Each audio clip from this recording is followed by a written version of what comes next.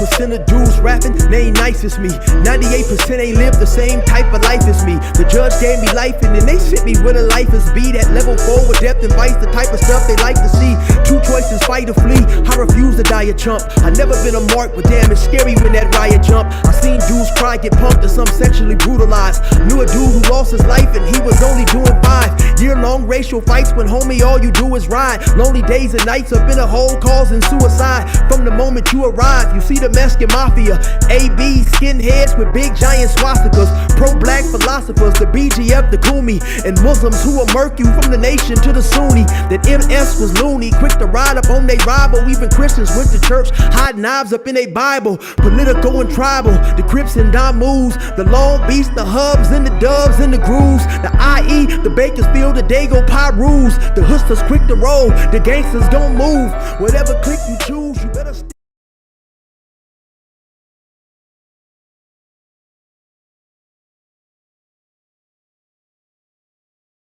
Say, what's cracking, YouTube?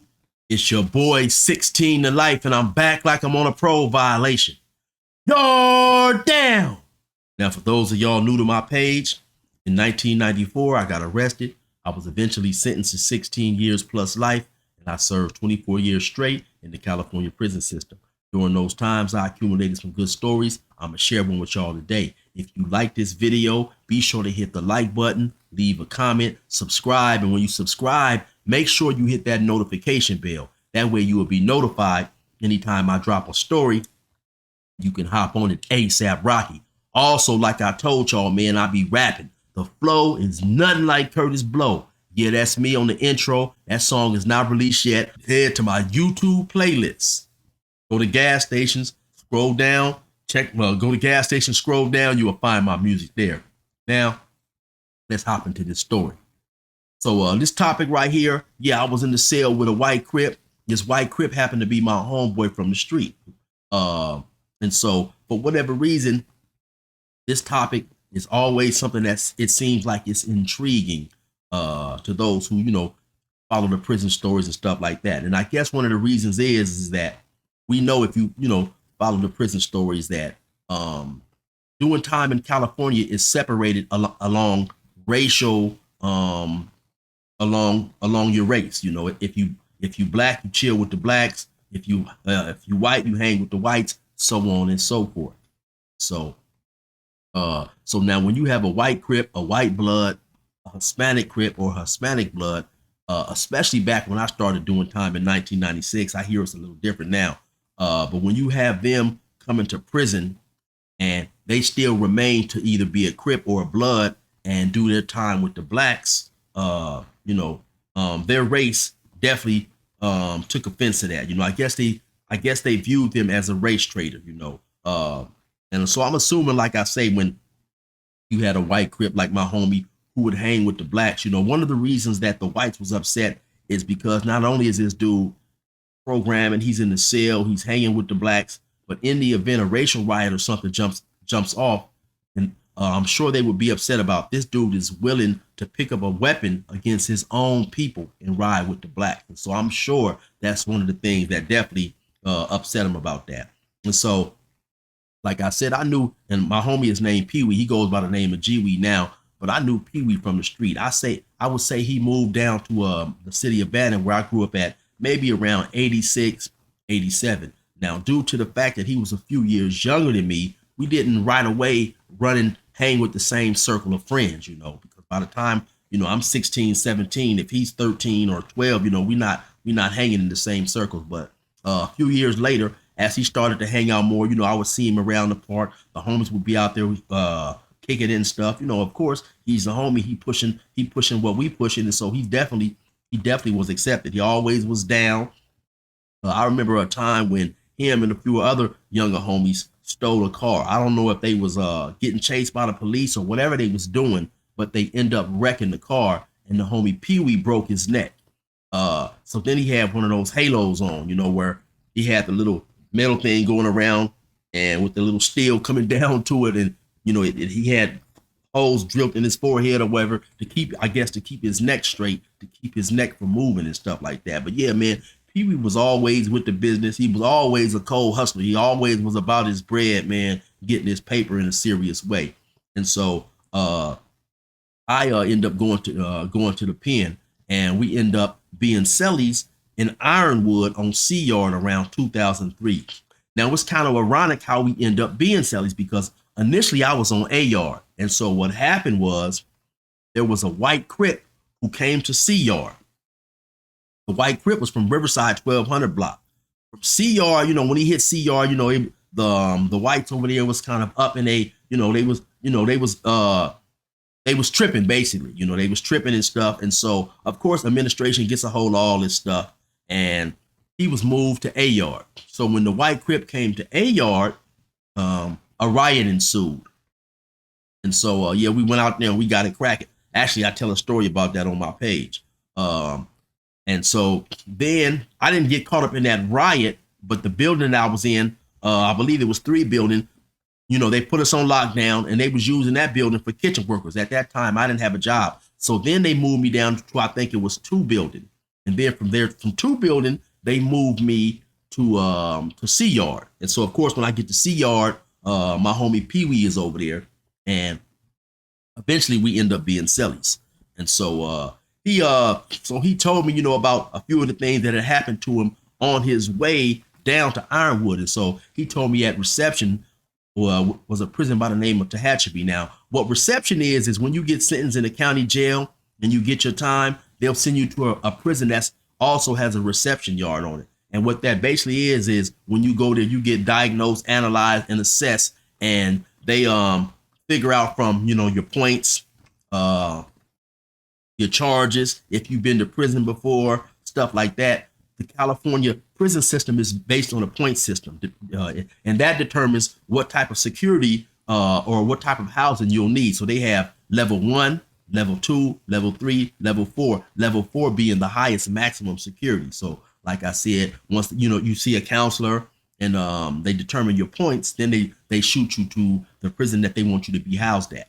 And so he told me that it was here at this prison he first had his first encounter with the whites who didn't agree with him running with the blacks. Now, of course, he had already been advised, that he was going to be traveling a difficult road, being a white CRIP. And another thing we call him Peewee is because he's a small, diminutive individual. So I believe if he might be 5'6", he might be 5'6" at that time, maybe 150 pounds, 155, maybe around, somewhere around there. And so, forget where he told me he was going while he was at the Tehachapi, but then he was attacked by a skinhead. So him and the skinhead, they go to fighting. Eventually the CO see it. They come over there and mace him, throw him in the cage. Now the cage is pretty much like a federal, the cage is pretty much like a phone booth with a metal mesh wiring around it, and so they put you in there, they handcuff you and stuff like that. So they put him in one cage. They put him in the skinhead in another cage. The other cage happened to be about maybe 2 or 3 feet away. So they was talking. So the skinhead goes to telling him, hey, bro, hey, dude, man, stuff that happened back there, bro. Hey, bro, that was nothing personal, dude. It's just business that had to be handled, Now, of course, I'm not going to use, my whole white voice for that. But basically, the dude was telling him that, man, I had to attack you because his people put him up to it. He was, telling him, hey, man, if you ever in the course of doing your time, you see skinheads shave their eyebrows, then that means they're about to attack or go to war or whatever like that. He also went on to tell him that you see that other white dude laying a few feet away from us.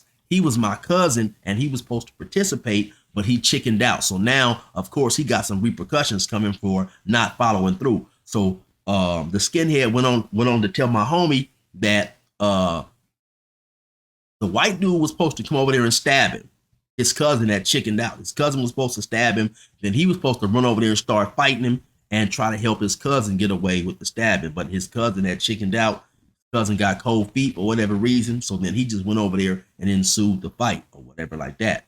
And so I believe my homie told me I think they might have locked him up or kept him back in the hole for like not too long. I can't remember exactly, like I say, because he told me this in 2003. But at some point in time, they end up sending him back to another building. So he wasn't there long. He was at sitting at the table or sitting on the bench doing something. Then another skinhead or a white dude came up behind him, dope fiend him, knocked him down or whatever. So then they sent him to the hole. So when they sent him to the hole, they transferred him to Ironwood, which is a prison down there in Blythe. So now when he gets to Blythe, they immediately put him in the hole.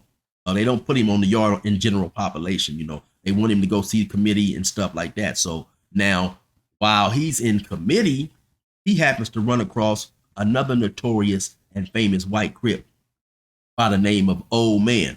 Old Man is also real well known in the prison, you know, staying down. Old Man was from Fortray Gangsta Crip. And so he told me that he got to do a lot of talking to Old Man, you know, by Old Man being a Crip and already knowing what Peewee was going to go through. He was giving him a lot of game, a lot of information on how to survive. And he was telling him basically, homie, that, you know, by you being a white Crip, you always going to be on the front line. You always going to be the focus. And sometimes your homies will want to ride with you. Sometimes they won't ride with you. So he was just letting them know what to expect.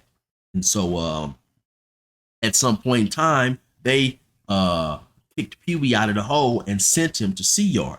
Peewee told me that Old Man was mad because Old Man wanted to go to the yard too, but for whatever reason, they wasn't going to send Old Man to the yard. They end up transferring him. And probably because, like I say, a lot of times back then, when you had a white Crip hit the yard, it was always problematic. You know, the white dudes, they was not going for it, you know. Now, so by the time I get over there and hit Sea Yard, Peewee had probably been over there maybe a year. I don't know. So it was already established that he was gonna stay on the yard, and they wasn't gonna mess with him. So, like I say, by it already being established before I got there, I inquired about it or whatever, but I can't remember exactly what happened. But I also did an interview about that with another one of my homies who was there. The name of that interview is "Touch This White Crip and We'll Smash You." So I'll try to have that in the link for you guys. And he explains how they, you know, basically talked to the white dudes and